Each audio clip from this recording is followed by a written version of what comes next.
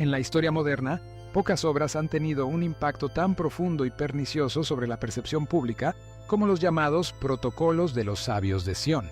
Este texto, surgido a comienzos del siglo XX en la Rusia zarista, ha sido ampliamente desacreditado y demostrado como una falsificación.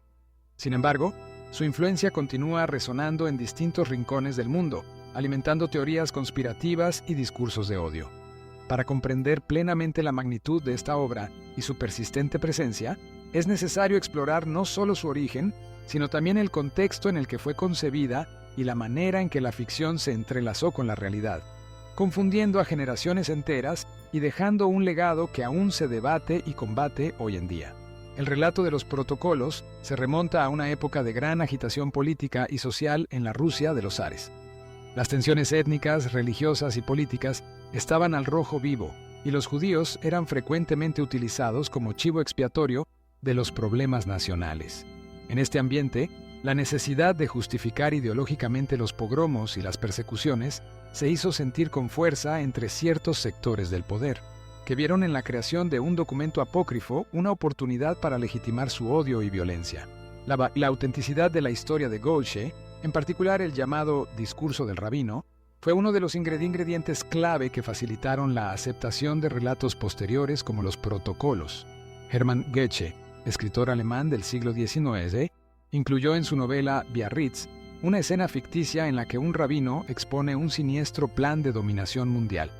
Aunque claramente un producto de la imaginación, ese fragmento comenzó a circular como si fuera real, ganando credibilidad en parte porque tocaba los miedos y prejuicios latentes en la sociedad de la época. La prensa y diversos autores no tardaron en recoger este discurso del rabino y difundirlo como si se tratara de un documento auténtico. El periódico francés La Croix, por ejemplo, llegó a afirmar en 1898 que todos los acontecimientos contemporáneos habían sido anticipados en dicho discurso con una precisión aterradora. Esta tendencia a otorgar verosimilitud a textos apócrifos, simplemente porque se ajustaban a los temores y expectativas del público, sentó las bases para la posterior aceptación de los protocolos. Los protocolos de los sabios de Sion tomaron esta fórmula y la llevaron a una escala sin precedentes.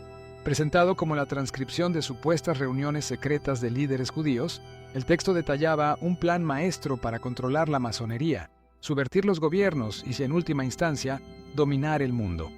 Los protocolos no solo eran falsos, eran una burda amalgama de plagios, ficciones y distorsiones, hechas con la intención deliberada de sembrar el odio y la desconfianza hacia los judíos.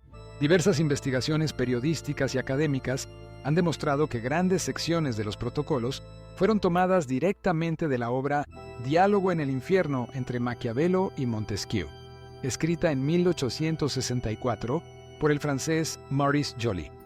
Este libro no tenía nada que ver con los judíos, sino que era una sátira política dirigida contra el régimen de Napoleón III. La manipulación fue tan evidente que en 1921, el diario británico The Times publicó una serie de artículos demostrando el plagio punto por punto, exponiendo así la naturaleza fraudulenta del texto. Sin embargo, la mentira ya había echado raíces. Los protocolos se convirtieron en la publicación antisemita más influyente del siglo XX, siendo utilizados por gobiernos, movimientos y líderes para justificar persecuciones y políticas discriminatorias. Adolf Hitler, por ejemplo, los tomó como prueba irrefutable de los supuestos designios ocultos del pueblo judío, utilizándolos como herramienta de propaganda en la Alemania nazi y contribuyendo a la justificación ideológica del Holocausto.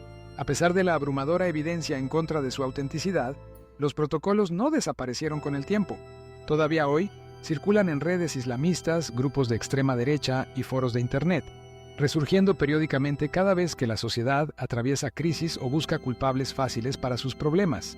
Esta persistencia se debe, en parte, al poder de los mitos y las leyendas en la cultura popular. Una mentira bien contada, especialmente si apela a las emociones y prejuicios, puede sobrevivir a cualquier desmentido racional. La historia de los protocolos es, en última instancia, un caso ejemplar de cómo la ficción puede ser revestida de autenticidad y utilizada como arma política y social. La credulidad, el miedo y la predisposición a creer en conspiraciones han sido terreno fértil para la propagación de textos como este a lo largo de la historia. Incluso después de ser desenmascarados, Estos relatos siguen ejerciendo una fascinación mórbida sobre ciertos sectores, que los utilizan para reforzar narrativas de victimización y supremacía. Combatir el legado de los protocolos no es solo una cuestión de desmentir un texto falso, es también un esfuerzo constante por educar en el pensamiento crítico, la tolerancia y el respeto por la diversidad.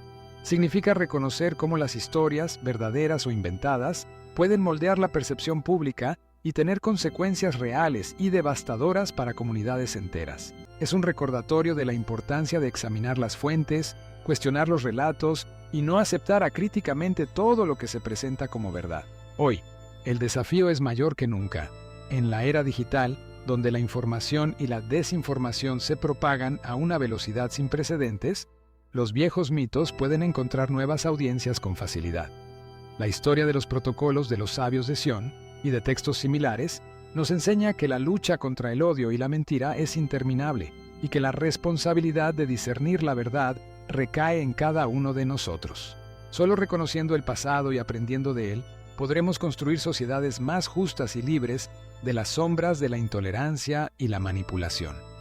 Los protocolos son un símbolo del poder destructivo de la mentira, pero también un llamado a la vigilancia y la memoria, para que la historia no se repita y la verdad prevalezca sobre la falsedad.